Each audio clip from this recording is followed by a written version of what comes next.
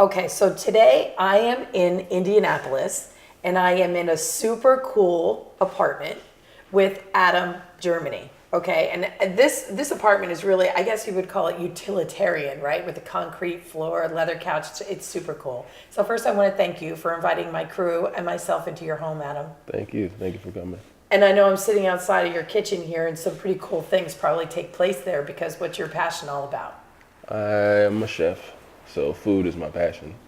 Anything that's around food, usually I'm there. So that's what I love. Now, how did this start for you? Because one of the things that I think is really inspirational for my audience is that your first career didn't involve food, right? What were you doing originally? Well, my first career did not, if we go back to college.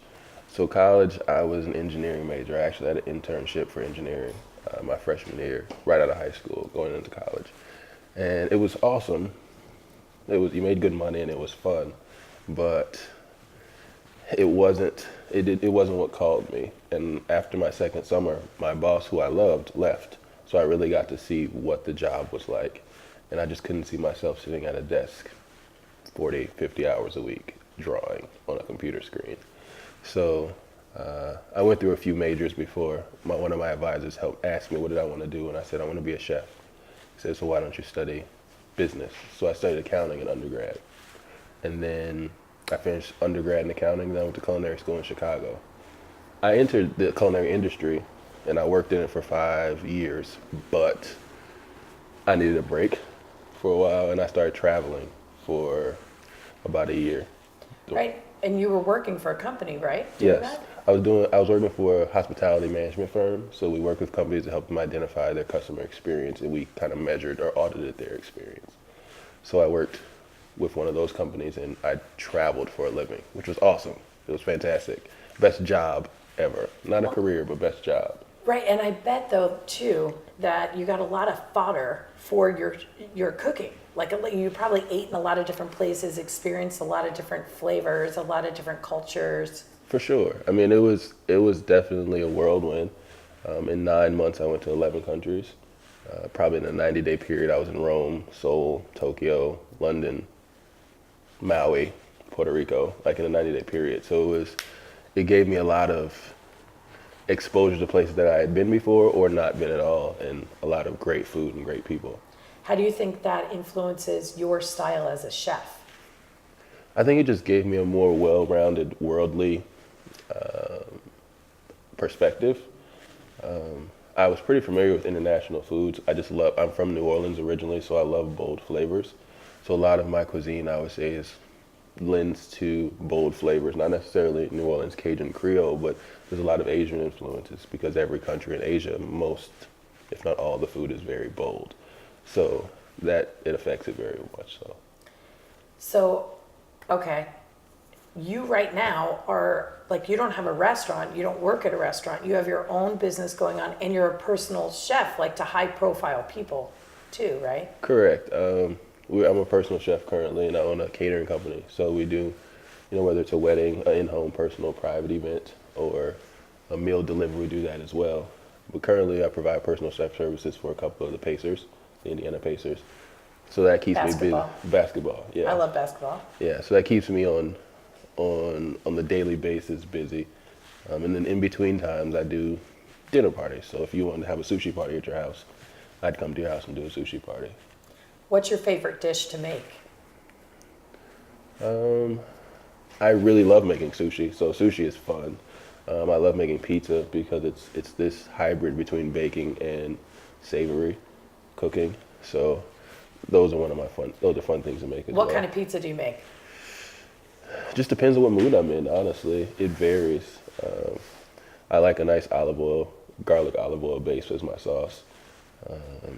And just really what ingredients are fresh at the time when I can get my hands on.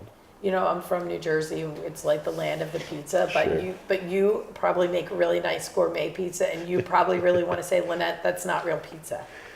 I mean, it just depends on who you're talking to.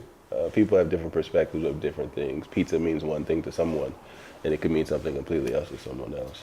Your Instagram, I love your Instagram and I love the videos that you post on Instagram because you talk very much about pursuing your passion, about finding your purpose, about living your dreams, about getting out and doing it, about taking action. I am all about that because I think you and I agree that for people to act, they have to first see it for themselves and then they have to see what it would take and then they have to take a step. Sure.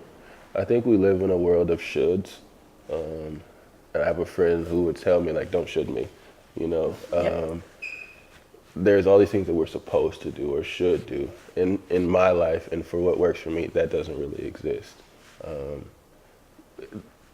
I've been a person that's defined everything by had to make so much sense. In the time where I took the transition away from culinary into traveling for a while, I had lost myself in being a chef. I identified myself with being a chef. People would ask me, hey, Adam, tell me about you. And the first thing I talked about was my job. And not like, did I love music? Did I love poetry? Did I love New Orleans Saints? Like, the things that I really love, I didn't talk about. I talked about what I did. And so that defined me. And when that part went away, I felt like I lost myself and I didn't know who I was. So it kind of broke me down literally to nothing. And it took me back to being a kid at 12 and being in a group setting and asking, what do you want to be? And I said, a chef, and everybody laughed. And at that moment, from then until high school, actually until college, I put chef kind of on the back burner because you shouldn't be a chef. You should be an engineer. Why not? They make good money. It's high profile, if you will. And I guess I wasn't happy. I just wasn't happy, but I was doing it because that's what I'm supposed to do. That's what I should do. And life has a funny way of bringing things full circle several times until we realize it. And when I finally had to take a break from what I thought I defined myself by, it forced me to really look at what I love. And what I love really is developing people. Food is just a way to get to people. Like, I haven't met a person who's like, you know what, I don't like food. So it gives me a segue to have a conversation with them and to address their most basic of needs, eating.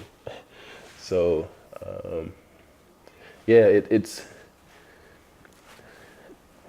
we have this thing, I feel like our society pushes us that we should be doing things, basically.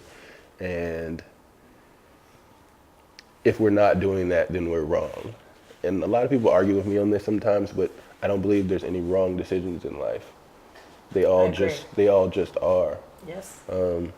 Now you may see it again if you don't learn from it, but there are no wrong decisions. You are exactly where you're supposed to be right now. We speak the same language. Yeah. And I also don't believe that, your role defines you either. I think that your purpose in life is a feeling that you get and not a role that you play. Factual. I agree. And I think if you look back at everything that you've done, it's really brought you right to where you are right now. It has. I mean, of course I still have my moments where, your ego gets really loud, but we can't help it. Everything around us, literally everything around us is a result of egos in some form. Our basic, purest needs don't require any of this. It just requires us to really believe in ourselves.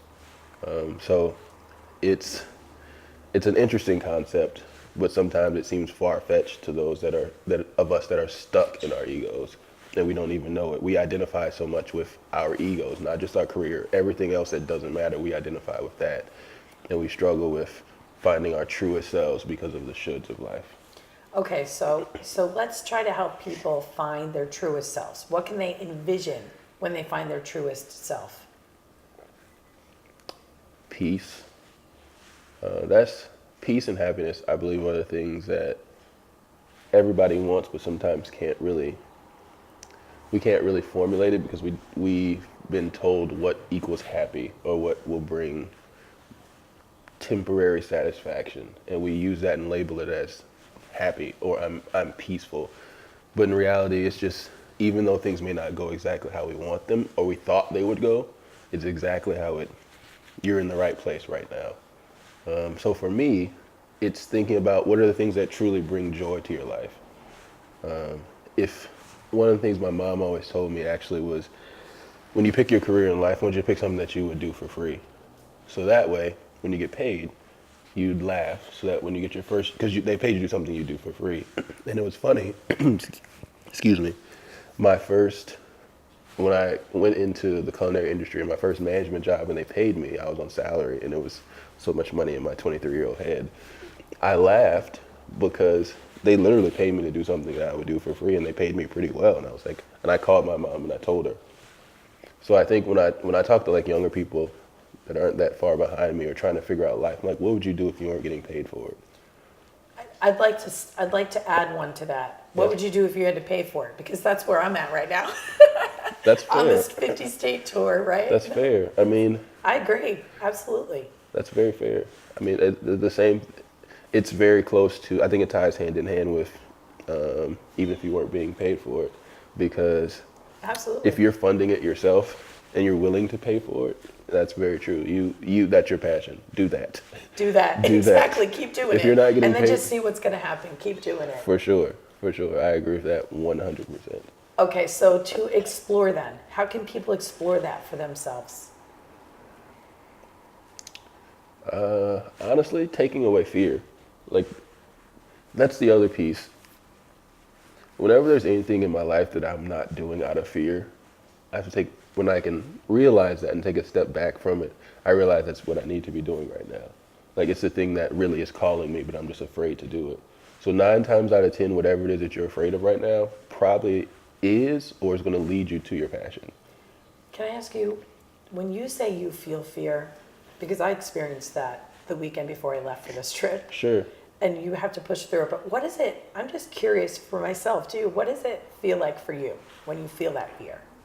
Because I think people, like, you know, that we all say, feel the fear, move through it, but what does it feel like for you? Because I know for me, I said, it's a sickness, I have a sickness, I'm joking around with my Yeah. family, but it really I physically felt the fear.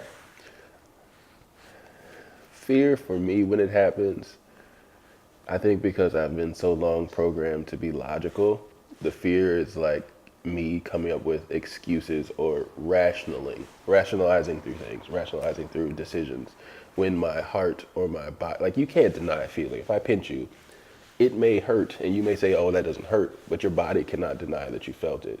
So even with everything else, fear, you can't deny a feeling. You can try and call it something else, but you can't deny the feeling.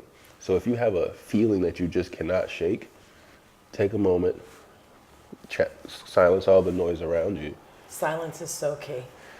and tap into that and look at it and just face it. What it feels like to me, again, is questioning. Fear feels like, and I don't mean just like I'm observing things, questioning, like taking a step back and look at it. I mean trying to pick it apart and, well, if I do this, it's not going to work. And if I do, the what ifs, basically. That's what fear feels like to me. And you can what if all day, and that will keep you from doing anything ever.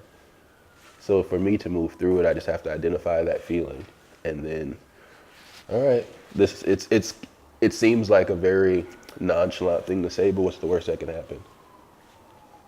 So would you say that's the execution then? For sure, because otherwise you'll question it to death. Like will analyze things to death and never take action. Again, going back to there's no wrong decision. Mm-hmm. Just do it. The wrong decision, if there is one, is not doing anything. What final thought would you like to leave everybody with?